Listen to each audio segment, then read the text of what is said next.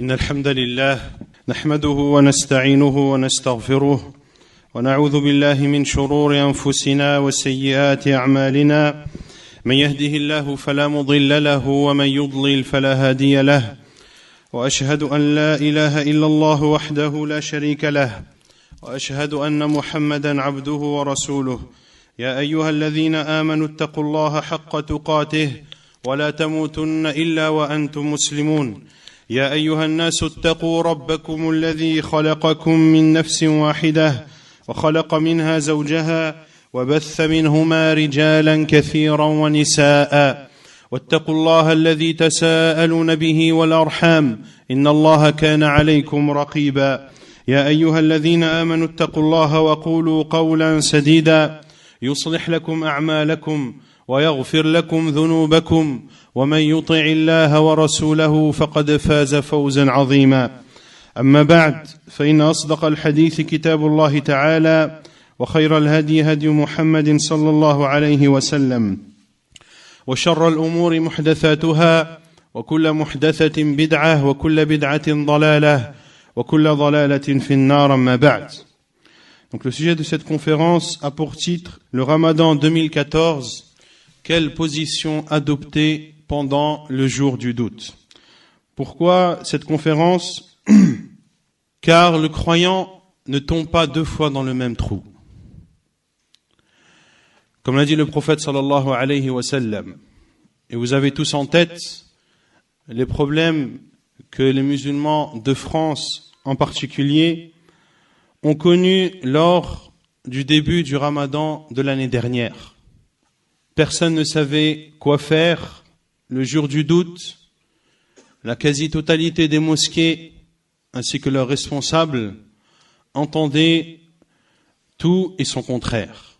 Ils ne savaient pas quelle position adopter de façon certaine et scientifique.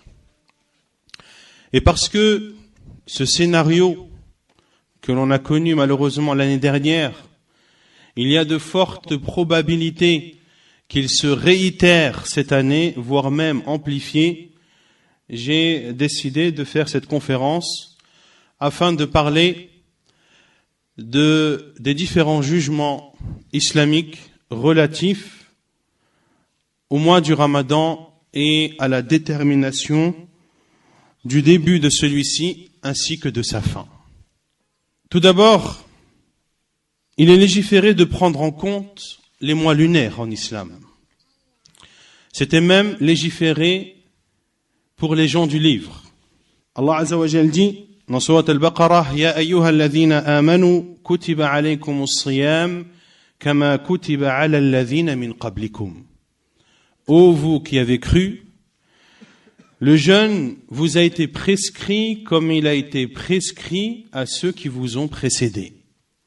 Et Cheikh al-Islam Ibn Taymiyyah rahimahullah dit qu'il a été rapporté par plus d'un savant que les gens du livre anna ahl al-kitab qablana innama umiru bir-ru'yati aydan fi sawmihim wa ibadatihim, que les gens du livre également il leur a été ordonné de regarder la lune pour déterminer leur jeûne et leurs adorations.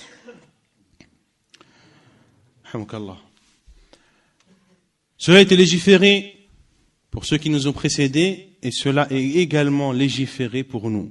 Ya ayyuhalladhina amanu kutiba alaykumus siyam. Ô vous qui avez cru, le jeûne vous est prescrit. Et le fait d'utiliser les mois pour déterminer le jeûne du Ramadan, les mois lunaires pour le jeûne du Ramadan, est quelque chose de présent dans le livre d'Allah, dans la sunna du prophète sallallahu alayhi wa sallam, et c'est également l'unanimité des savants. Donc là, l'on parle, pour que les choses soient claires, de l'utilisation de la lune pour déterminer nos adorations. Est-ce qu'il est autorisé d'utiliser la lune pour établir nos adorations, entre autres ici le jeûne? La réponse est oui. Allah Azza wa Jalla dit فَمَنْ شَهِدَ مِنْكُمُ الشَّهْرَ فَلْيَصُمْ. Et celui qui voit le mois, celui qui atteste du mois, alors qu'il le jeûne. Et il dit aussi subhanahu wa ta'ala يَسْأَلُونَكَ عَنِ الْأَهِلَّةِ. Et il te questionne au sujet des lunes. قُلْ هِيَ مَوَاقِيتُ لِلنَّاسِ وَالْحَجِّ. Dis, c'est un moyen pour les gens de connaître le temps ainsi que de connaître le pèlerinage. De voir la lune permet de se situer temporellement et permet également de déterminer le pèlerinage. Et dans le hadith d'Abdullah ibn Umar, il dit radiyallahu anhu, sami'tu Rasulallah sallallahu alayhi wa sallam yaqul, idha ra'aytumuhu fasumu, wa idha ra'aytumuhu fa'aftiru, fa in ghumma alaykum faqduru lah. Et le hadith est rapporté par Al-Bukhari et Muslim. Le hadith d'Abdullah ibn Umar, dans lequel le prophète sallallahu alayhi wa sallam, dans lequel il dit qu'il a entendu le prophète sallallahu alayhi wa sallam dire, lorsque vous le voyez jeûner, et lorsque vous le voyez romper, et si il vous est caché, alors faqduru lah. Et l'on verra l'explication de cette parole du prophète sallallahu alayhi wa sallam, faqduru lah. Car le prophète alayhi salatu wa sallam, dans d'autres hadiths, a expliqué ce que signifiait faqduru lah. Donc ici dans ce hadith, on voit clairement que le prophète sallallahu alayhi wa sallam attache la vision de la lune à l'une des adorations ici qui est le jeûne. Et c'est également l'unanimité des savants. Ibn Rushd dans Bidayat al-Mujtahid dit فإن العلماء أجمعوا على أن الشهر العربي يكون 29 ويكون 30. Les savants sont unanimes sur le fait que le mois arabe varie entre 29 et 30 jours. وعلى أن الاعتبار في تحديد شهر رمضان إنما هو بالرؤية. Et que la prise en compte pour définir le mois du Ramadan est la vision. Car le prophète sallallahu alayhi wa sallam a dit Somu li ru'yatihi wa aftiru li ru'yatihi. Jeûnez à sa vision et rompez à sa vision. C'est-à-dire à la vision du croissant de lune, du premier croissant de lune. Quelle est la sagesse de la création de la lune? La sagesse est claire et évidente. Allah Azza wa Jalla dit dans le verset que l'on a cité précédemment, Yas'alunaka 'anil ahillah. Il te questionne au sujet des lunes. Dis, c'est un moyen pour les gens de connaître le temps ainsi que le pèlerinage. Donc, Allah Azza wa Jalla, parmi les sagesses de la création de la lune, il y a le fait que les gens puissent se repérer temporellement, concernant leur vente, concernant leur location, concernant leur zakat, concernant leur jeûne, concernant les divorces, concernant les périodes de viduité, concernant les grossesses, concernant les vœux, etc., etc. Est-ce que l'on peut se repérer temporellement grâce au soleil?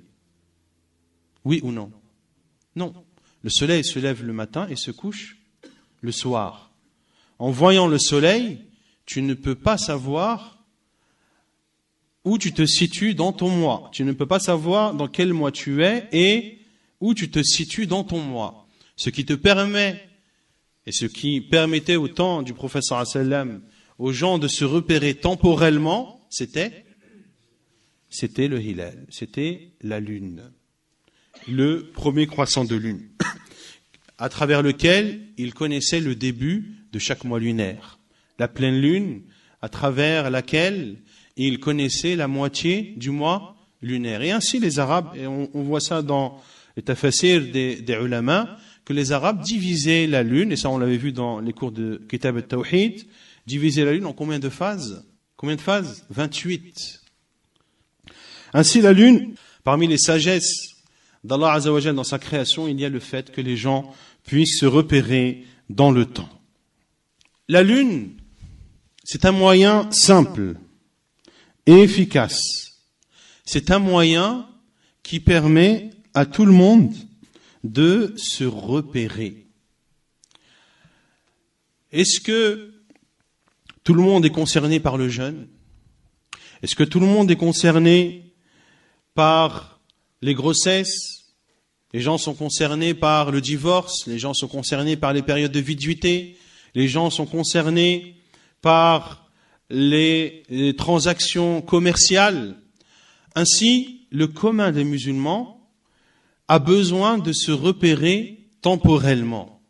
Et Allah Azza wa Jal, à travers la création de la lune et de ses différentes phases, met à disposition des gens un moyen facile. De la même façon que ces différentes adorations concernent le commun des musulmans, et bien de la même façon, Allah Azza wa Jal légifère un moyen qui est à la portée de tous pour se repérer. Comment entre un mois lunaire? Par quel moyen le mois lunaire entre en considération? Il y a deux moyens légiférés en islam. Le premier, c'est la vision. La vision du croissant de lune. Dans le hadith d'Abdullah ibn Umar que l'on a cité tout à l'heure, إِذَا رَأَيْتُمُوهُ فَصُومُوا. Lorsque vous le voyez, jeûnez. Et lorsque vous le voyez, rompez.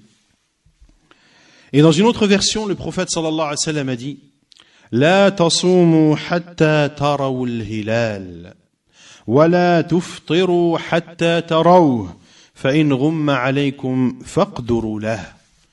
Et dans une autre version, le prophète sallallahu alayhi wa sallam a dit, en parlant du ramadan, ne jeûnez que lorsque vous voyez le croissant de lune, et ne rompez que lorsque vous le voyez, et s'il vous est caché, alors faqduru lah.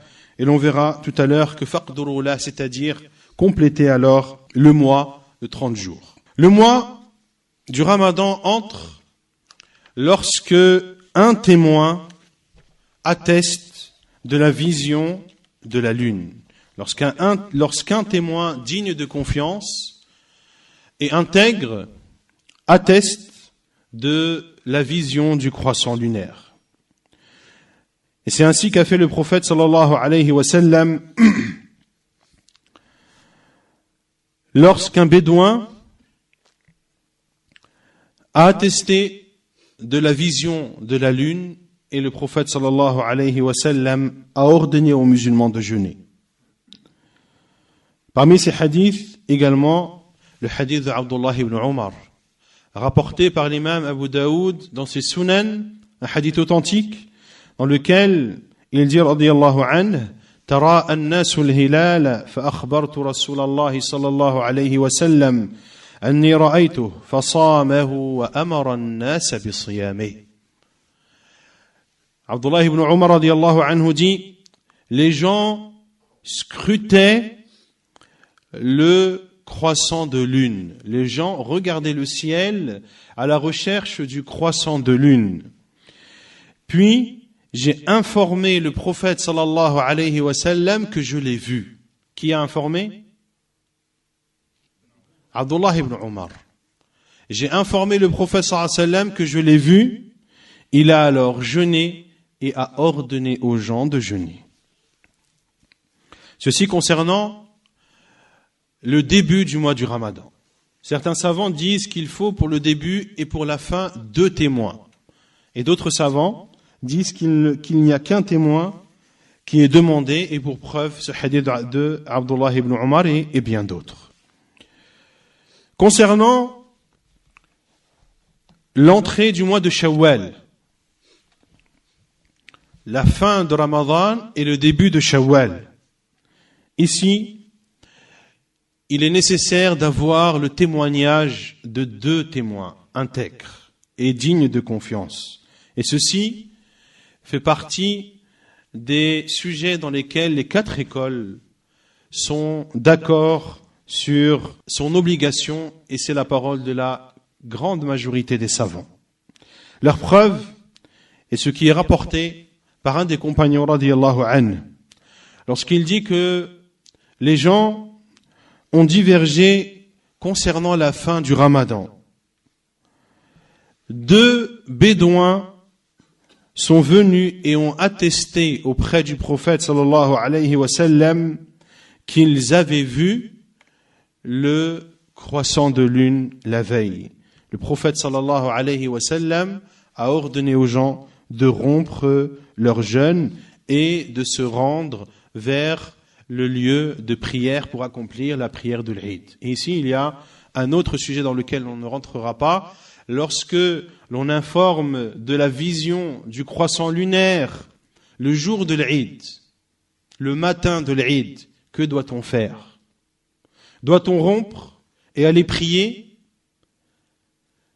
Ou doit-on attendre le lendemain? Il y a divergence des savants à ce sujet lorsque l'information parvient avant le zawal ou après le zawal, avant l'heure de dhuhr ou après l'heure de dhuhr. Donc ceci est le premier moyen qui permet de déterminer l'entrée du mois du Ramadan, en l'occurrence, et également l'entrée du mois de Dhul Hijjah et l'entrée du mois de Shawwal. Le deuxième moyen est de compléter le mois à 30 jours. Ikmalul iddah 30 yawma. Ceci est un moyen légiféré en islam. Et ce moyen, le fait de compléter les 30 jours, on l'utilise dans 2 situations. La première situation, lorsque le ciel est couvert. Lorsque le ciel est couvert. Et qu'ainsi, le croissant de lune n'est pas visible. Dans ce cas, l'on complète le mois à 30 jours. Comme l'a dit le prophète sallallahu alayhi wa sallam, et s'il est caché, c'est-à-dire par des nuages, alors complétez le mois à 30 jours. La deuxième situation est lorsque le ciel, est dégagé, mais que le croissant n'est pas visible. Lorsque le ciel est dégagé, mais que le croissant n'est pas visible. Est-ce que le ciel peut être dégagé et le croissant invisible? Est-ce que c'est une situation qui peut arriver ou non? Oui ou non? Oui, ça peut arriver. Tout dépend de l'âge du croissant. Plus le croissant est grand en âge, et plus il est visible. Car le croissant lunaire, la lune, lorsque le mois se termine, est sur la même ligne que le soleil. Ainsi, de la terre, l'on ne la voit pas. Elle est invisible. Puis, lorsque la lune se décale du soleil, c'est là où elle reflète la lumière du soleil. Plus elle s'éloigne et elle se décale du soleil, et plus la lumière qu'elle va refléter depuis la terre sera grande. Plus elle s'écarte, plus l'angle augmente, et plus la taille du croissant lunaire augmente également. Donc il est possible que le jour du doute, le ciel soit parfaitement dégagé, mais parce que le croissant lunaire est très jeune, la lune n'a pas eu le temps de se décaler assez du soleil pour être vue depuis la terre. Cela est tout à fait expliqué et possible. Dans ces 2 cas, l'on complète le mois à 30 jours. Et le hadith, l'on l'a cité précédemment. Et il n'y a aucune divergence des savants sur le fait que lorsque le croissant de lune n'est pas visible, malgré un ciel dégagé, que l'on doit compléter le mois à 30 jours. Il n'y a aucune divergence des savants à ce sujet. Là où il y a une divergence, c'est lorsque l'on ne voit pas la lune à cause d'un ciel couvert. Là, la majorité des savants disent que l'on complète le mois à 30 jours. Ce sont les deux moyens légiférés en islam. Nul doute que vous avez sûrement dû entendre parler de ce qu'on appelle le calcul astronomique. Il y a, depuis quelques semaines, une grande campagne qui est menée auprès de différentes mosquées, de différentes institutions, pour faire la promotion de cet avis qui est de déterminer le début et la fin du mois du Ramadan en l'occurrence, en utilisant les calculs astronomiques. C'est-à-dire en mettant de côté la vision du croissant lunaire. L'on ne prend en compte ni la vision du croissant lunaire, ni le fait de compléter le mois à 30 jours.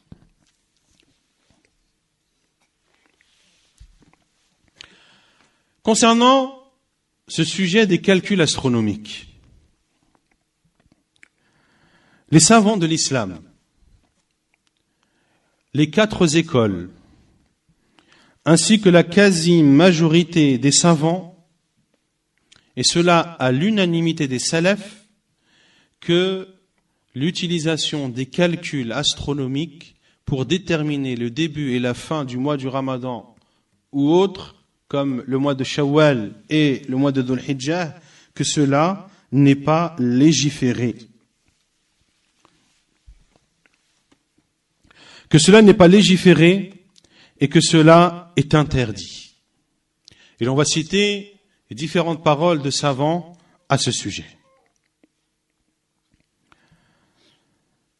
Al-Jassas, rahimahullah, dit le jugement concernant le fait de voir le croissant lunaire.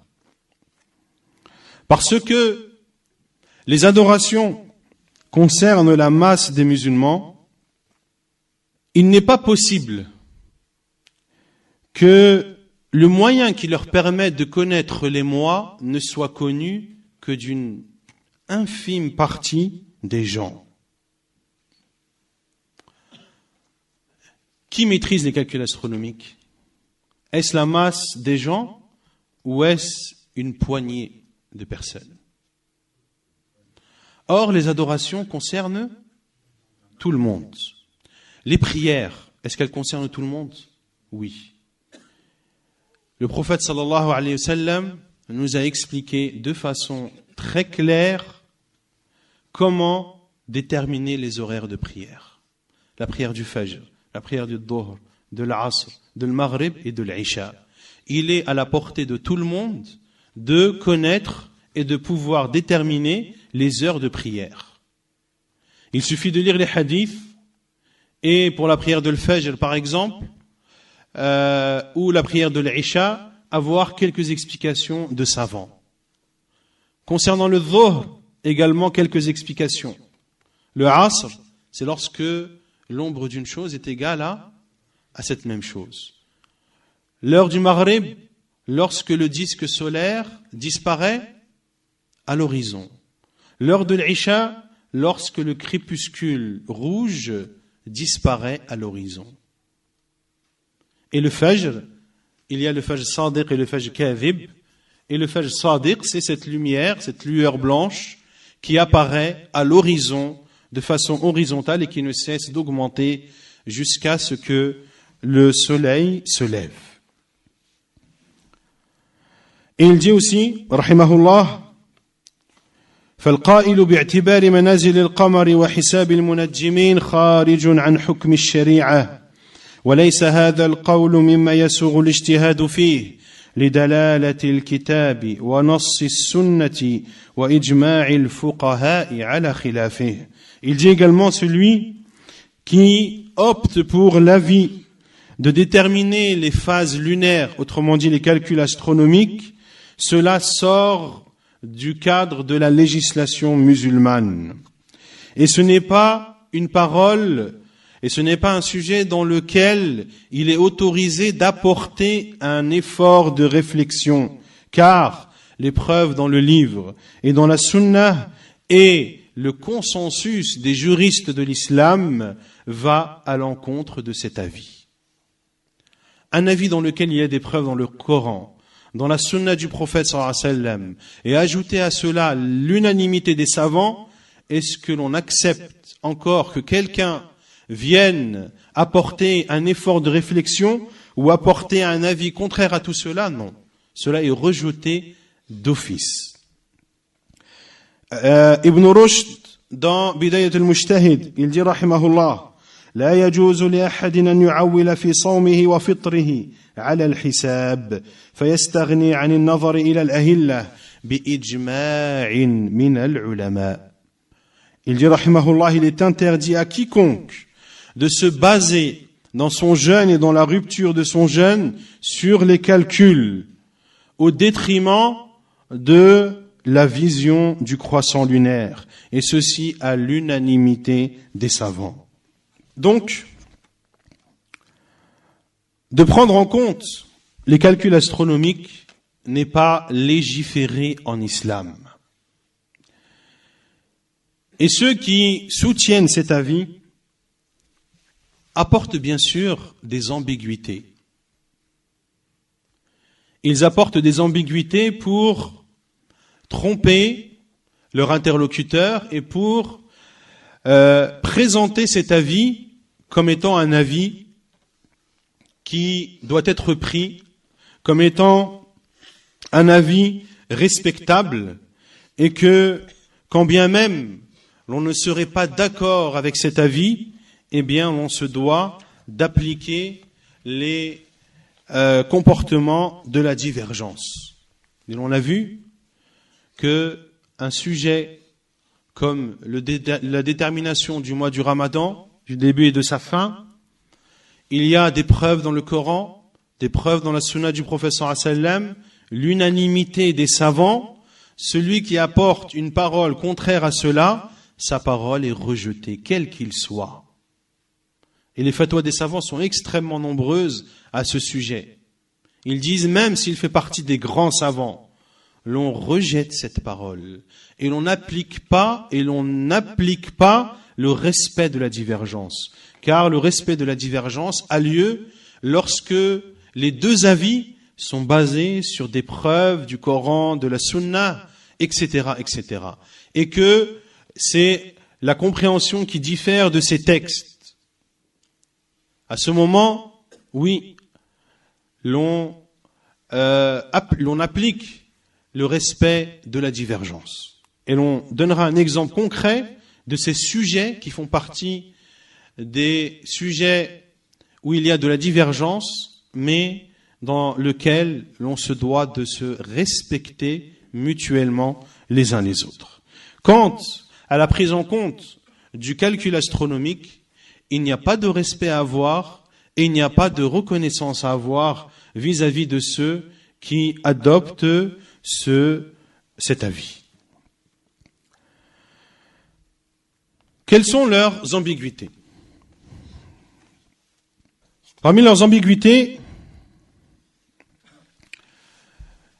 ils disent tout d'abord la parole d'Allah Azza wa Jal: فَمَنْ شَهِدَ مِنْكُمُ الشَّهْرَ فَلْيَصُمْ. Et celui qui atteste du mois d'entre vous qu'il le jeûne.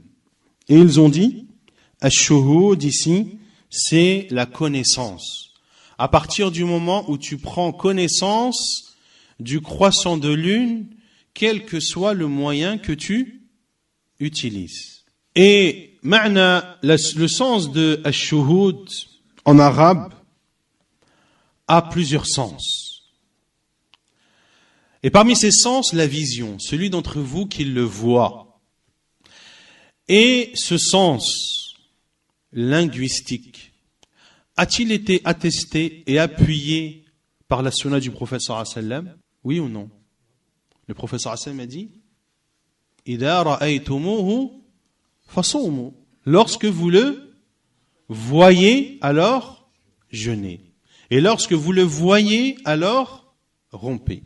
Allah Azza wa Jalla dit فَمَنْ شَهِدَ مِنْكُمُ الشَّهْرَ. Celui d'entre vous qui atteste du mois. Shahida ici, il y a plusieurs sens en langue arabe. Parmi ces sens, la science, de connaître. Et parmi ces sens, la vision. Lequel de ces sens l'on adopte et l'on prend en compte? Celui qui est attesté par le prophète sallallahu alayhi wa sallam. Et la sunna vient expliquer le Coran. La sunna vient expliquer le Coran. Le prophète sallallahu alayhi wa sallam nous a expliqué le sens qu'il fallait donner au terme shahida dans le verset de Al-Baqarah. Également, ils disent, dans la parole du prophète sallallahu alayhi wa sallam, فَإِنْ غُمِّيَ عَلَيْكُمْ فَاقْدُرُوا لَهُ. Et si il vous est caché, alors estimez. C'est-à-dire, alors estimez et calculez la position de la lune dans le ciel. Car il est possible que la lune soit dans le ciel, mais qu'à cause des nuages, elle ne soit pas visible. Est-ce que c'est possible ou pas? Oui. Est-ce que les calculs astronomiques peuvent nous dire que à tel jour, à telle heure, la lune ou le croissant de lune se trouve à tel endroit dans le ciel? Est-ce qu'ils peuvent faire cela, oui ou non? Oui, ils peuvent te dire où se trouve le croissant lunaire. Ils peuvent te dire, le jour du doute, que le croissant lunaire est exactement à cet endroit. Si ce n'était le nuage qui le cachait, tu l'aurais vu. Ils ont dit donc que la parole du prophète sallallahu alayhi wa sallam, faqduru lah, c'est-à-dire calculer et estimer la position de la lune dans le ciel. Et que si vous constatez que la lune est un endroit dans le ciel dans lequel elle aurait pu être vue si ce n'était ce nuage qui la cachait, alors tirez-en les conséquences, à savoir jeûner. Et si vous estimez que le croissant de lune est dans une position telle que si le ciel était dégagé, il n'aurait pas pu être vu, alors ne jeûnez pas. Et les savants ont répondu à cet avis en disant que le prophète sallallahu alayhi wa sallam a expliqué le terme faqduru lah, c'est-à-dire compléter le mois à 30 jours. Ay akmilu iddata sha'ban 30. De la même façon que le Coran explique la sunna, les hadiths et les différentes versions s'expliquent les unes les autres. Parmi leurs ambiguïtés, ils disent, vous qui vous obstinez à scruter et à rechercher le croissant lunaire, vous vous contredisez et vous n'êtes pas rationnel avec vous-même. Et certains même de ces défenseurs de cet avis des calculs astronomiques dénigrent même ceux qui scrutent et qui prennent en compte la vision, al-'iyadhu billah. On entend des malades mentaux, des arriérés. Ils ont vu que scientifiquement parlant, ilmiyan, il n'y avait pas possibilité de faire le poids avec les dizaines de hadiths, avec les versets, avec les centaines de paroles de savants qui considèrent que la vision et compléter le mois à 30 jours sont les deux uniques moyens de déterminer le début et la fin du mois. Lorsqu'ils ont vu que par les preuves, ils ne faisaient pas le poids, ils essayent de passer par d'autres chemins, notamment en faisant passer ceux qui scrutent le ciel pour des arriérés. Que l'on scrute le ciel, on scrutait le ciel il y a 14 siècles. Et que maintenant, celui qui ne prend pas en compte les calculs astronomiques, qui sont aujourd'hui d'une telle précision et d'une telle certitude, que ne peut les renier que celui qui a un problème mental. Wal-'iyadhu billah. Parmi leurs ambiguïtés, ils disent, vous n'êtes pas logique avec vous-même. Soit vous prenez les calculs astronomiques dans leur totalité, ou soit vous les rejetez dans leur totalité. Pourquoi acceptez-vous et prenez-vous en compte les calculs astronomiques quand il s'agit des horaires de prière, qui est le deuxième pilier de l'islam, et que vous rejetez ces mêmes calculs astronomiques pour déterminer le début et la fin du mois du Ramadan? Est-ce qu'elle est forte cette ambiguïté ou pas? Qu'est-ce que vous répondez? Concernant les prières,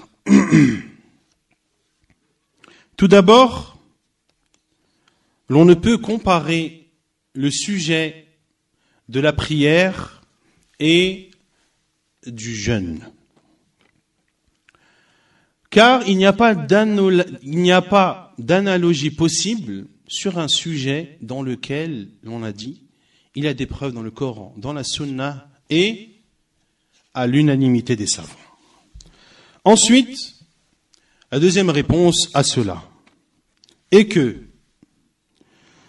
Allah subhanahu wa ta'ala, concernant les heures de prière, et ici c'est Al-Qarafi dans son livre Al-Furuq qui cite cette différence, et je vais vous lire sa parole qui est extrêmement pertinente, rahimahullah, car ce sujet avait déjà été cité. Il dit rahimahullah: والفرق وهو المطلوب ها هنا هو عمدة السلف والخلف أن الله تعالى نصب زوال الشمس سببا لوجوب الظهر وكذا بقية الأوقات لقوله تعالى أقم الصلاة لدلوك الشمس أي لأجله وكذلك قوله تعالى فسبحان الله حين تمسون وحين تصبحون وله الحمد في السماوات والأرض وعشيا وحين تظهرون. قال المفسرون: هذا خبر معناه الأمر بالصلوات الخمس في هذه الأوقات حين تمسون المغرب والعشاء وحين تصبحون الصبح وعشيا العصر وحين تظهرون الظهر. والصلاة تسمى سبحة ومنه سبحة الضحى أي صلاتها. والآية أمر بإيقاع هذه الصلوات وغير ذلك من الكتاب والسنة الدال على أن نفس الوقت سبب فمن علم السبب بأي طريق كان لزمه حكمه فلذلك اعتبر الحساب المفيد للقطع في أوقات الصلوات. وأما الأهلة فلم ينصب صاحب الشرع خروجها من الشجاع سببا للصوم. Donc il dit rahimahullah qu'Allah subhanahu wa ta'ala a fait du déclin du soleil une cause de l'obligation du dhuhr. Et il en est de même pour les autres prières. Allah Azza wa Jal dit: Aqimis salata liduluki shams. Accomplis la prière lorsque le soleil entame son déclin. Ici Allah Azza wa Jal parle de quelle prière? De dhuhr, lorsque le soleil dépasse le zénith. C'est-à-dire, parce que le soleil dépasse le zénith, l'heure de la prière entre. Et il dit, rahimahullah, il en est de même pour les autres prières. Allah Azza wa Jal dit, dans le verset de Rum, glorifié soit Allah lorsque vous êtes au soir et lorsque vous êtes au matin. Et à lui la louange dans les cieux et dans la terre. Wa ashiyan wa hina tudhhirun. Les mufassirun ont dit qu'ici, Allah Azza wa Jal ordonne de faire les 5 prières et donne les horaires de celles-ci. Hina tumsun. Fa subhanallah hina tumsun. Lorsque vous êtes au soir. Et ici, cette parole d'Allah Azza wa Jal englobe la prière de l'Maghrib et la prière de l'Isha. Wa hina tusbihun. Ici, c'est la prière de Subh. Wa ashiyan. Ici, c'est la prière de Al-Asr. Wa hina tudhhirun. Ici, c'est la prière de Dhuhr. Et As-Subha, parmi les sens de Subha en arabe, il y a la prière. Pour ça qu'on dit Subhatud Duha, c'est-à-dire la prière de de duha. Fasubhanallah, c'est-à-dire prier pour Allah. Fasubhanallah, c'est-à-dire prier pour Allah. Car parmi les sens de subha, il y a la prière.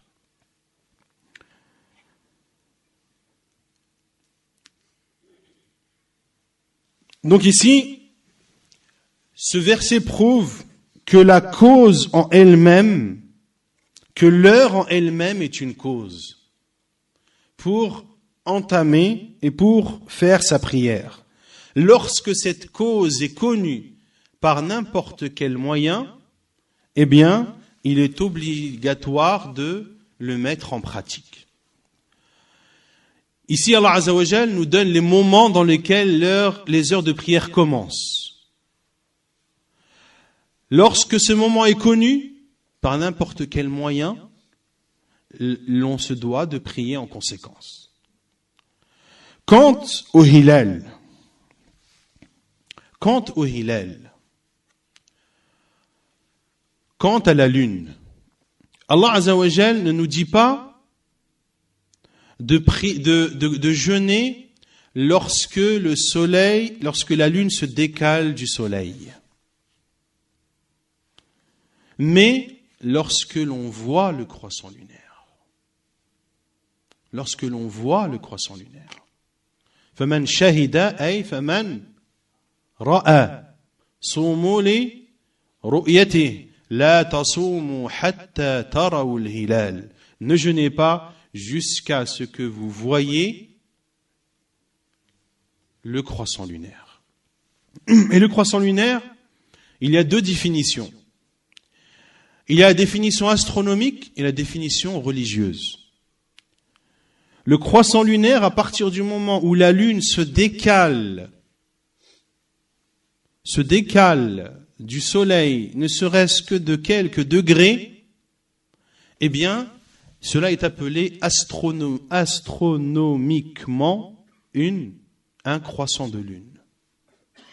En islam, l'on commence le mois lorsque l'on voit le croissant. Le croissant que l'on va voir, est-ce le premier ? Est-ce le croissant au moment où la lune se décale du soleil ? Non. C'est le croissant au moment où on le voit. On peut le voir comme on peut ne pas le voir. Donc ici, Allah Azza wa Jal, concernant les prières, ne nous ordonne pas de faire la prière de al-Dhuhr lorsque l'on voit le soleil dépasser le zénith. Ou lorsque l'on voit le soleil se coucher. Allah Azza wa Jal n'a pas attaché les heures de prière à la vision des horaires, mais à l'heure elle-même. Et à partir du moment où Allah Azza wa Jal nous donne l'heure, quel que soit le moyen qui nous permet de connaître cette heure, c'est un moyen qui sera légiféré.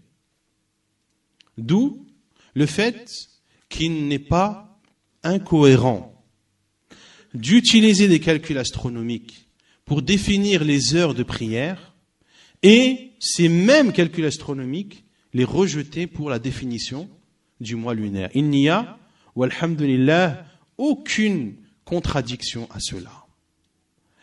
Et si Allah Azza wa Jal avait lié les heures de prière à la vision, combien de fois l'on prie par jour ? 5 fois par jour. Est-ce que le ciel est toujours dégagé la journée ? Comment aurait-on fait si le soleil n'est pas visible à Dhuhr, s'il n'est pas visible à l'Asr, s'il n'est pas visible au Maghrib ? On attend le lendemain ? On attend le lendemain ? Non. Concernant le hilal, lorsque l'on ne voit pas le soleil, lorsque l'on ne voit pas la lune, qu'est-ce que l'on fait ? Est-ce que le professeur Hassan nous a donné la réponse ? Est-ce que le professeur Hassan a solutionné ce problème ? Pourquoi rechercher un autre moyen et pourquoi rechercher une autre solution ? Est-ce que c'est toujours une ambiguïté pour vous ? Taïb. Ils disent également que nous sommes dans une époque où les calculs astronomiques connaissent une avancée et les moyens technologiques connaissent une avancée telle que ce sont des calculs qui sont infaillibles. Et parce que c'est une science, l'islam nous encourage à apprendre la science et à étudier les différentes sciences. Nous répondons que oui, effectivement, l'islam nous encourage à apprendre les sciences. Nous encourage à apprendre tout d'abord les sciences religieuses et les sciences profanes également. Surtout lorsque ces sciences profanes ne sont pas maîtrisées par la communauté musulmane. Et certains savants disent même que les sciences profanes sont un wajib kifa'i, qu'il est obligatoire pour une partie des musulmans de les maîtriser. Et lorsque une partie des musulmans les maîtrise, eh bien, l'obligation est levée pour les autres. Mais nous disons que les calculs astronomiques et l'avancée de cette science, nous ne la renions pas. Nous ne la condamnons pas. Et celui qui les apprend, il a fait une chose bien. Mais nous disons également que les calculs astronomiques ne doivent pas venir contredire les principes de notre religion. Les calculs astronomiques doivent être un outil qui nous permette d'adorer Allah Azza wa Jal comme il se doit lorsque cela est possible et lorsque la religion nous le permet.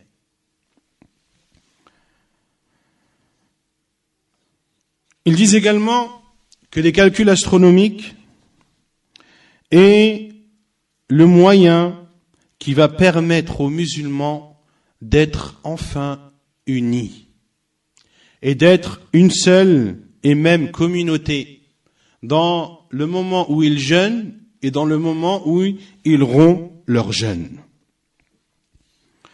Nous leur disons que les calculs astronomiques en termes de jeûne ne peuvent être qu'un moyen de discorde et qu'un moyen de division des musulmans. Billahi alaykum, comment espérer réunir les musulmans qui contredit le Coran et la Sunna et l'unanimité des savants?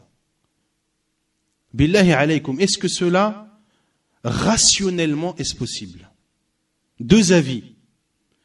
Un est soutenu par le Coran, la Sunna et Ijma'u Salaf, et l'autre est marginal. Et l'on veut réunir la communauté musulmane autour de cet avis marginal. Rationnellement, cela est illogique. Et cela est insensé. Et l'acharnement que l'on voit ces jours-ci autour de ce calcul astronomique pour déterminer le début du Ramadan et la fin du Ramadan, cela est de la folie. Cela est de la folie, mais l'on verra à la fin que, sachant de qui cela émane, plus rien ne nous étonne. Ils disent également que l'unanimité que vous prétendez n'est pas vraie. Vous dites que les salafs sont unanimes sur le fait de rejeter les calculs astronomiques. Mais cela est faux.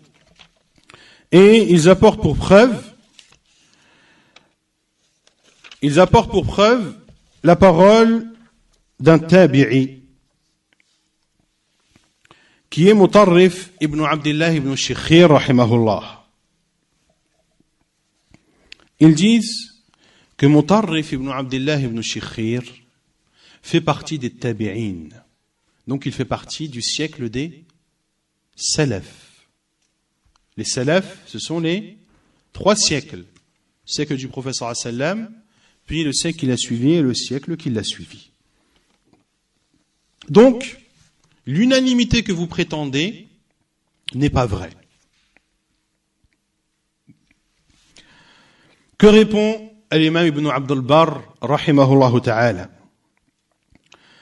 ولم يتعلق أحد من فقهاء المسلمين فيما علمت باعتبار المنازل في ذلك وإنما هو شيء روي عن مطرف ابن عبد الله ابن الشخير وليس بصحيح عنه ولو صح ما وجب اتباعه عليه لشذوذه ولمخالفة الحجة له. L'imam Ibn Abd al-Barr rahimahullah dit: et nul parmi les juristes ne s'est attaché à l'avis de prendre en compte les phases lunaires, mais c'est une chose qui est rapportée par Mutarrif ibn Abdullah ibn Shikhir, mais cela n'est pas authentique de lui. Et quand bien même cela aurait été authentique, il ne nous est pas obligatoire de le suivre, car il contredit les preuves. Et il y a un sujet extrêmement important également, que citent ceux qui soutiennent le calcul astronomique. Ils disent que Mutarrif ibn Abdullah ibn Shikhir fait partie des savants qui autorisent le calcul astronomique, Ibn Qutaybah, Ibn Surayj, Ibn Daqiq al-Eid et d'autres. Ils utilisent même des paroles de Ahmad Shakir rahimahullah, ce grand savant salafi du début de ce siècle, un Égyptien qui optait pour cet avis des calculs astronomiques. Et le comble du paradoxe est que les frères musulmans, donc les fervents défenseurs de ce calcul astronomique, utilisent la parole de Ahmed Shakir rahimahullah. Ahmed Shakir rahimahullah lui-même, qui considère Jama'at al-Ikhwan comme une Jama'a ijramiyya, comme un groupe criminel. Regardez jusqu'à où ils vont. Ils vont même prendre les paroles de leurs ennemis. Et lorsque l'on regarde les paroles des savants qu'ils utilisent, l'on voit qu'en réalité, ils trompent les musulmans. Et écoutez bien ce point car il est extrêmement important. Lorsque l'on regarde les paroles de Mutarrif ibn Abdullah ibn Shikhir, ou les paroles d'Ibn Surayj, ou les paroles de As-Subki, rahimahumullah, l'on voit que leurs paroles ne sortent pas de deux cas de figure. Et ils tendent vers l'utilisation des calculs astronomiques lorsque le ciel est couvert. Car le hadith, qu'est-ce qu'il dit? فَإِنْ غُمِّيَ عَلَيْكُمْ فَقْدُرُوا لَهُ. Si le ciel est caché, alors faqduru lah, ils disent faqduru lah, c'est-à-dire estimer la position de la lune. Quand est-ce qu'on estime la position de la lune? Lorsque le ciel est couvert. Retenez bien cela. Et l'autre avis, et notamment de Subki, que l'on n'accepte pas le témoignage d'une personne qui contredirait les calculs astronomiques. Si une personne dit « j'ai vu », mais que, astronomiquement parlant, à travers les calculs astronomiques, la vision était impossible. Dans ce cas, il dit « l'on ne prend pas l'attestation et le témoignage de cette personne ». Ce sont les deux cas de figure que vous entendrez. Quant à la position qui a été adoptée, notamment par l'UIF, disant que l'on adopte le calcul astronomique et que l'on est en mesure de vous dire les premiers jours du Ramadan sur 1000 ans, sur 1000 ans, et que c'est le moyen qui va unifier les musulmans, et qu'il y a des savants qui disent cela, parmi eux Ibn Surayj, parmi eux Mutarrif, parmi eux As-Subki. طيب تعال ائتنا بكلام هؤلاء المشايخ وهؤلاء العلماء que l'on voit. S'ils étaient honnêtes avec eux-mêmes, ils se seraient contentés de ce que ces savants ont dit. Et auraient dit, nous ne prenons les calculs astronomiques que lorsque le ciel est couvert. Mais cela ne va pas dans leur sens. Car ce qu'ils veulent, eux, c'est établir un calendrier à l'avance, des années à l'avance, pour que les musulmans puissent prendre leurs dispositions. Les musulmans ont besoin que l'on les prévienne 50 ans avant pour prendre leurs dispositions. Et écoutez bien, quelles sont ces dispositions? Pour pouvoir poser de façon certaine leur congé. C'est une contrainte extrêmement gênante. C'est la limite de la catastrophe. Lorsque l'on pose un jour de congé qui ne coïnciderait pas avec Ramadan ou avec l'Aïd. Billahi alaykum. Est-ce que les musulmans ne sont pas assez intelligents pour poser 2 jours, pour poser 3 jours de congé? Eid al-Adha et Eid al-Fitr ne sont-elles pas 2 fêtes uniques en islam qui méritent que l'on pose un jour avant, le jour même et le lendemain? Est-ce qu'elles méritent ou pas? On va poser 20 jours pour aller je ne sais où, dans quel pays, au bord de la mer, mais pour poser un jour de trop concernant Eid al-Fitr ou Eid al-Adha, cela n'est plus acceptable. Mais où va-t-on? Regardez jusqu'à où ils vont pour essayer de convaincre les musulmans. Et bien sûr, ceux qui n'écoutent pas ce discours, ceux qui ne connaissent pas cette réalité, ils vont tomber dans le panneau. Ils vont tomber dans le panneau. On leur dit, c'est une contrainte organisationnelle. L'on fait cela pour vous. Une fois encore, un moyen encore de satisfaire la masse des musulmans, sans se soucier si cet avis contredit le Coran et la Sunna ou non, al-iyadu billah. Taïb. Un autre sujet qui permet de répondre aux gens du calcul. Parmi les preuves que l'on ne prend pas en compte le calcul astronomique, il y a le fait que l'erreur qui peut résulter des calculs astronomiques n'est pas pardonnée. Quant à l'erreur qui résulte de la vision, elle est pardonnée. Si ceux qui observent le croissant de lune se trompent, non seulement leur erreur est pardonnée, mais ils ont en plus une récompense. La récompense d'avoir mis en application la sunna du prophète sallallahu alayhi wa alayhi wa sallam. Al-Imam As-Suyuti rahimahullah dit: اعلم أن قاعدة الفقه أن النسيان والجهل مسقط للإثم مطلقا.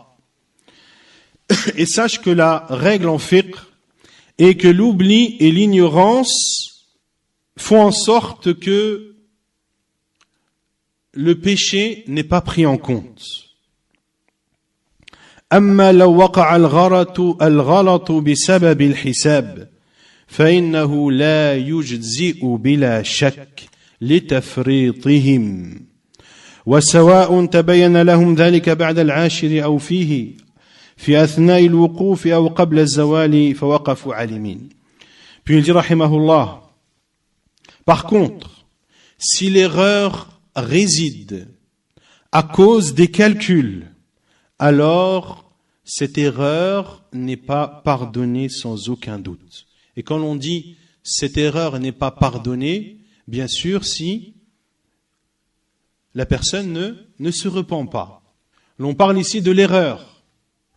Est-ce qu'elle est pardonnée ou non? Est-ce que la personne doit demander le pardon à Allah ou non pour se faire pardonner ce péché?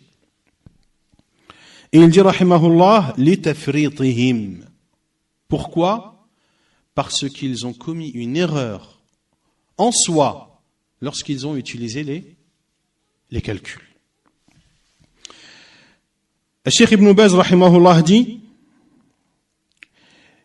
et si nous supposions que les musulmans s'étaient trompés dans l'attestation du croissant lunaire à l'entrée ou à la sortie des mois, lam yakun alayhim fi dhalika ba's. Il n'y aura pour eux aucun mal dans cela. Bal kanu ma'jurin wa mashkurin min ajli i'timadihim ala ma shara'ahu Allah lahum. Au contraire, ils seront récompensés et ils seront remerciés de par le fait qu'ils se soient attachés à ce qu'Allah Azza wa Jal a légiféré pour eux. Autrement dit, la vision. وصحت به الأخبار عن نبيهم صلى الله عليه وسلم. Et également par ce que cette vision et ce qui est rapporté de façon authentique du prophète sallallahu alayhi wa sallam.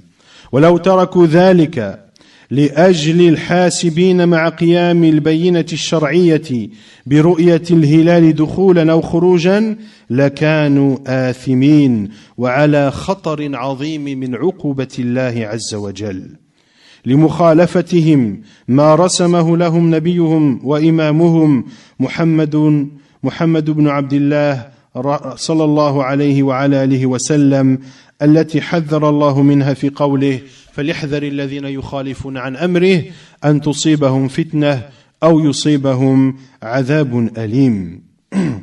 Il dit, et si les musulmans délaissaient la vision de la lune pour prendre en compte les calculs, alors ils commettraient en cela un péché et ils seraient en grand danger et la menace du châtiment d'Allah pèserait sur eux car ils auraient contredit ce qu'Allah Azza wa Jal et ce que son prophète sallallahu alayhi wa sallam leur a dicté de faire. Allah Azza wa Jal qui dit que prennent garde ceux qui vont à l'encontre de ces commandements, que ne les touche une turpitude ou qu'ils ne soient victimes d'un châtiment douloureux. Une autre preuve qui permet d'attester la vision est de rejeter le calcul. Et écoutez bien ce sujet car je suis presque sûr que c'est la première fois que vous allez en entendre parler. Dans le Sahih de l'imam Muslim, Abu al-Bakhtari dit, nous étions sortis pour la Umrah. Et lorsque nous sommes arrivés à Batn Nakhla, nous avons scruté le ciel à la recherche du croissant lunaire. Certains ont dit, ce croissant a 3 nuits. D'autres ont dit, ce croissant a 2 nuits. Lorsque nous avons rencontré Abdullah ibn Abbas, nous lui avons dit, nous avons vu le croissant. Certains ont dit que c'est un croissant qui a 3 jours. D'autres ont dit, c'est un croissant qui a 2 jours. Et Abdullah ibn Abbas leur a dit, pendant quelle nuit avez-vous regardé le croissant? Ils ont répondu, nous avons regardé à telle et telle nuit. Et il a dit radiyallahu anhu, Abdullah ibn Abbas, فقال إن رسول الله صلى الله عليه وسلم قال إن الله مده لرؤيته. Allah l'a prolongé pour que vous le voyiez. فهو لليلة رأيتموه. Celui que vous avez vu, c'était le croissant lunaire de la première nuit. Al-Imam al-Nawawi, afwan, rahimahullah, Vous savez que c'est l'imam Nawawi qui a fait le sharh de Sahih Muslim. Mais c'est également lui qui a fait le tabwib. C'est lui qui a nommé les chapitres de Sahih Muslim. Et il a écrit un chapitre, Babu Bayani أنه لا اعتبار بكبر الهلال وصغره وأن الله تعالى أمده للرؤية فإن غم فليكمل 30. Chapitre de l'explication que l'on ne prend pas en compte la petitesse ou la grandeur du croissant lunaire et qu'Allah l'élargit pour qu'il soit vu.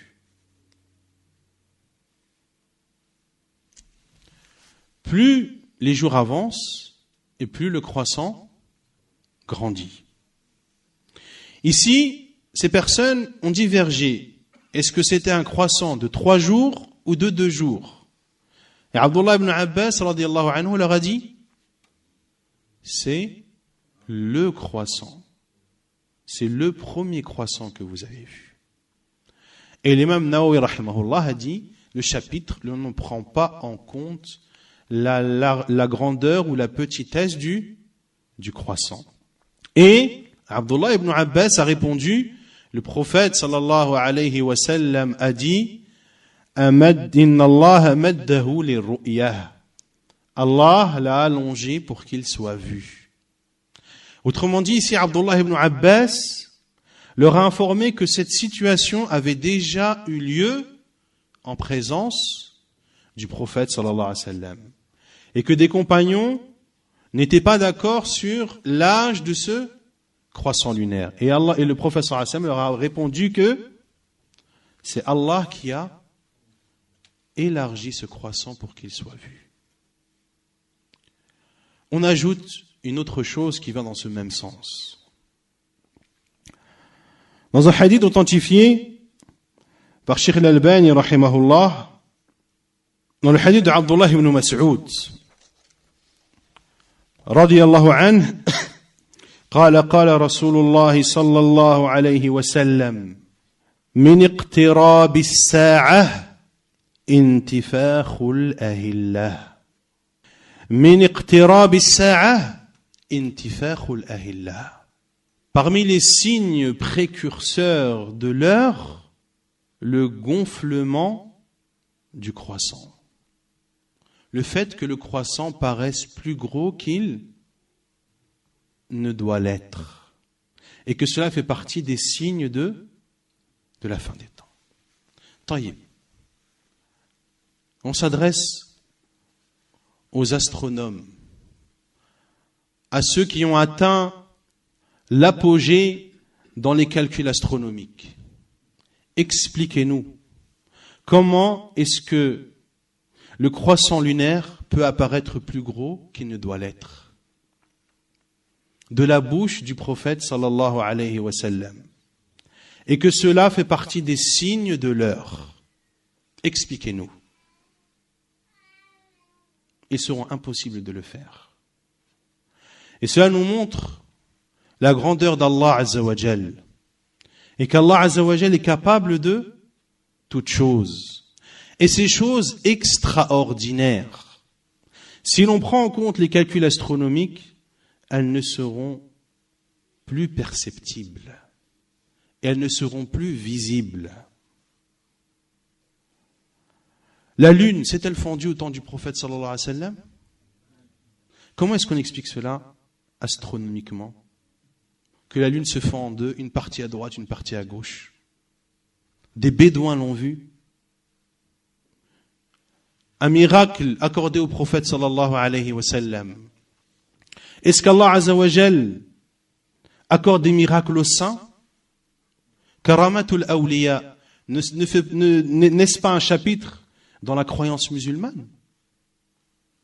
L'effet extraordinaire qu'Allah accorde aux saints, aux personnes pieuses, à ceux qui adorent Allah Azza wa Jal, aux gens du tawhid. Pour cela que les savants disent que l'on ne peut pas rejeter un témoignage accepté islamiquement par un juge à cause de calculs astronomiques. Fama balouk, qui te dit? Peut-être que c'est une karama qu'Allah Azza wa Jalla a donnée.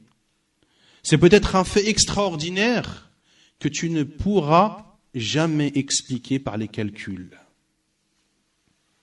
Donc ceci est un sujet extrêmement important auquel l'on doit prêter une grande attention. Il y a le dernier sujet concernant la vision du Ramadan, la vision lunaire en général, c'est ce qui est appelé chez les savants par mas'alat ikhtilaf al-matali'. Ikhtilaf al-matali', c'est la différence des levants. Autrement dit, la lune, vous savez que la lune se lève et se couche. Vous savez ça. De la même façon que le soleil se lève à l'est et se couche à l'ouest, la lune se lève à l'est et se couche à l'ouest. La lune se lève-t-elle au même moment partout dans le monde? Est-ce qu'elle se lève en Arabie Saoudite au même moment qu'elle se lève en France? Non. De la même façon que le soleil ne se lève pas au même moment entre l'Arabie et la France, de la même façon, la lune ne se lève pas au même moment entre l'Arabie et la France.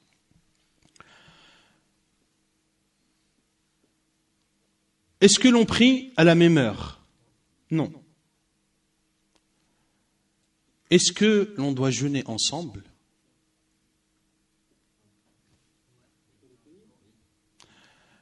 La différence des levants, le fait que la lune ne se lève pas au même endroit, au même moment, c'est une chose que personne ne renie. Personne ne renie. C'est islamiquement et scientifiquement avéré. Maintenant, cette différence de lever de la lune entre un pays et l'autre, a-t-elle une influence sur nos adorations? Oui. L'on ne prie pas tous ensemble. En Arabie, ils prient le maghrib quand le soleil se couche. Le soleil s'est couché chez eux, il n'est pas encore couché chez nous. Donc on ne prie pas, les musulmans du monde ne prient pas toutes les prières en même temps. C'est une chose claire. Maintenant, est-ce la même chose pour le jeûne? Lorsque le croissant est vu en Malaisie, est-ce que l'ensemble des musulmans du monde doivent jeûner? Ou est-ce que ce sont les musulmans de Malaisie et des alentours qui doivent jeûner? Ici, c'est un sujet de divergence. Les savants ont divergé. Ils ont même les mêmes preuves. Sumu li ru'yatihi wa aftiru li ru'yatihi. Jeûnez à sa vision et rompez à sa vision. Jeûner à sa vision, c'est-à-dire lorsque l'un d'entre vous le voit, tout le monde doit jeûner. Et les autres savants ont dit jeûner à sa vision, c'est-à-dire jeûner si vous le voyez. Si vous ne le voyez pas, ne jeûnez pas. Donc ici on a un hadith et on le comprend de deux façons différentes. C'est mas'alat ikhtilaf al-matali'. Et ce sujet, c'est un sujet de divergence dans lequel les deux avis sont forts et ont leurs preuves. C'est un avis dans lequel l'on respecte les deux parties. Les deux parties se respectent mutuellement.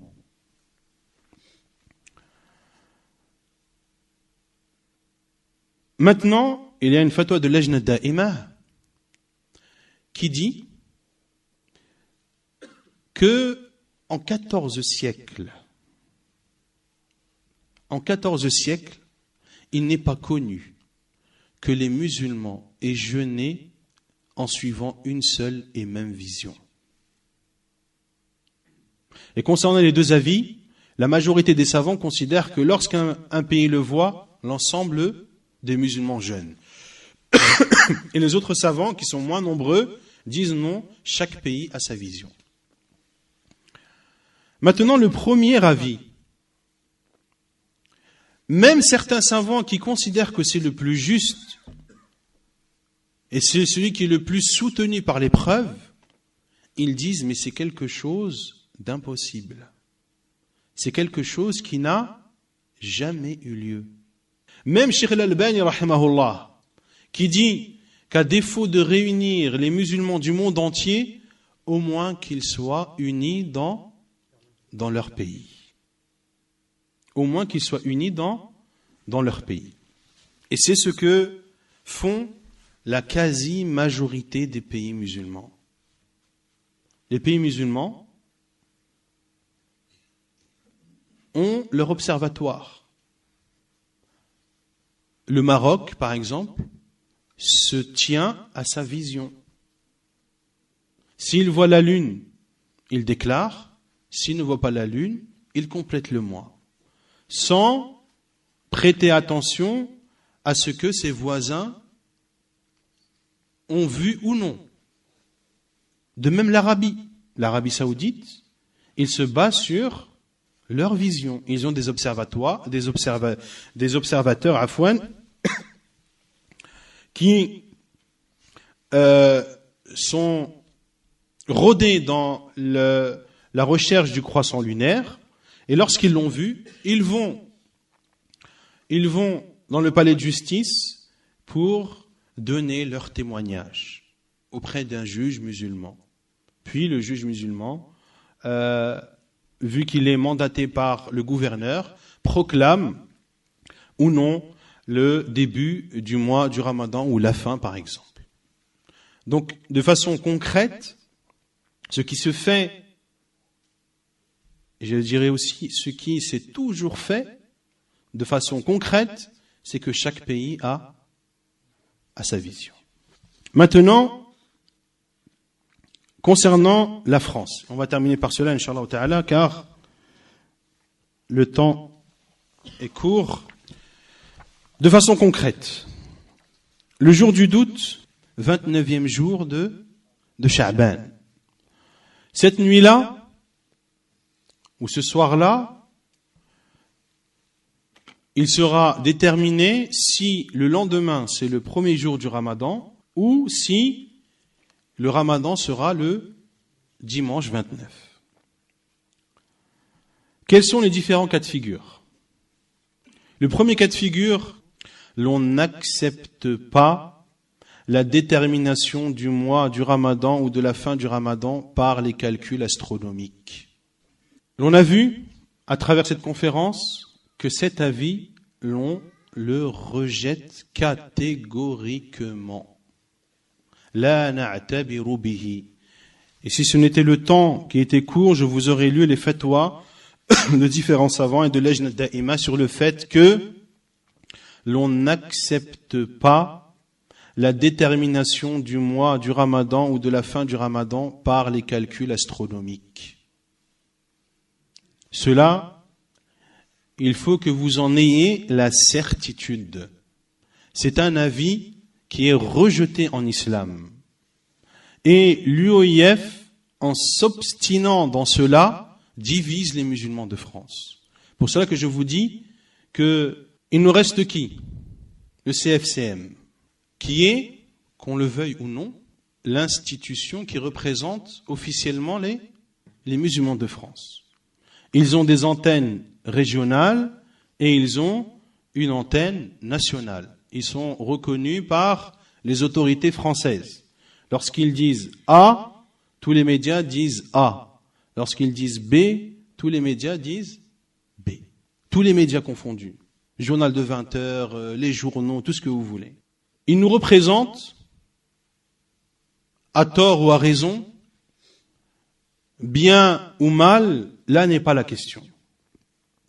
Il y a la fatwa de Lajna Da'ima qui dit que l'on utilise et l'on doit suivre les instances qui représentent les musulmans dans les pays non musulmans concernant le début et la fin du Ramadan, dans le but d'unir la parole des musulmans. Même si on n'est pas d'accord avec eux sur d'innombrables sujets, mais si, en les suivant, eh bien, l'unité des musulmans de France est assurée, alors on les suit. On les suit à quelles conditions? À condition qu'ils se basent sur la vision. S'ils se basent sur la vision, l'on suit le CFCM. S'ils ne se basent pas sur la vision, l'on ne suit pas le CFCM comme l'on ne suit pas l'UOIF. Maintenant, quelle est la position du CFCM? Cette nuit du doute, que se passe-t-il pendant cette nuit du doute? Qu'est-ce que le CFCM fait pendant cette nuit du doute? Ils ont deux options. La première, ils se basent sur la vision oculaire du croissant de lune faite par un pays musulman, quel que soit l'endroit où se trouve ce pays musulman. Exemple, le Yémen annonce vendredi soir qu'ils ont vu le croissant lunaire. Le CFCM nous dit, le Yémen a vu le croissant lunaire vendredi soir, donc pour nous le Ramadan, ce sera le samedi. Est-ce qu'on les suit ou pas? Est-ce que c'est un avis islamiquement accepté, le fait de, lorsqu'un pays voit, tout le monde le suit, c'est un avis accepté, oui ou non? Oui. Ou soit, il considère, ou il se base sur une vision locale. Et il n'y a pas longtemps, un observatoire qui a été créé en France, si vous en avez entendu parler ou pas. Des frères qui ont un observatoire et qui regardent la Lune. Ils ont un site internet, vous pouvez le voir et voir les observations qu'ils ont faites. Soit le CFCM se base sur la vision en France, à travers cet observatoire, ou autre que cet observatoire, s'il y a d'autres institutions ou d'autres organisations qui scrutent le ciel pour regarder le croissant lunaire. Et que si le croissant est vu en France, alors ils annoncent, même s'il n'est pas vu dans les autres pays. Et c'est la fatwa de Lajna Da'ima, que les institutions ont le droit, ont le choix entre opter pour le premier avis, qui est lorsqu'un pays le voit, tout le monde jeûne, ou que chacun a sa vision. Quels que soient les deux avis adoptés, on doit suivre. Et il y a également unanimité des savants que dans les masail ijtihadiyah, dans les sujets qui amènent des efforts de réflexion, comme ce sujet de ikhtilaf al-matali', la différence des levants de la lune, que l'avis du gouverneur coupe court à la divergence. Dans ce genre de sujet, l'avis du gouverneur coupe court à la divergence. Tu es par exemple au Maroc, toi, en étudiant le sujet, tu as vu que le sujet le plus proche de la vérité est que lorsque le croissant est vu dans n'importe quel pays du monde musulman, avec des témoignages en bonne et due forme, eh bien, l'ensemble des musulmans doivent jeûner. Toi, tu es au Maroc. Au Maroc, ils n'ont pas cet avis. Au Maroc, ils ont l'autre avis qui est que chaque pays a sa vision. Le roi du Maroc décrète le jour du Ramadan tel jour, alors que la veille, il a été vu dans un autre pays. Toi, est-ce ton avis? Non.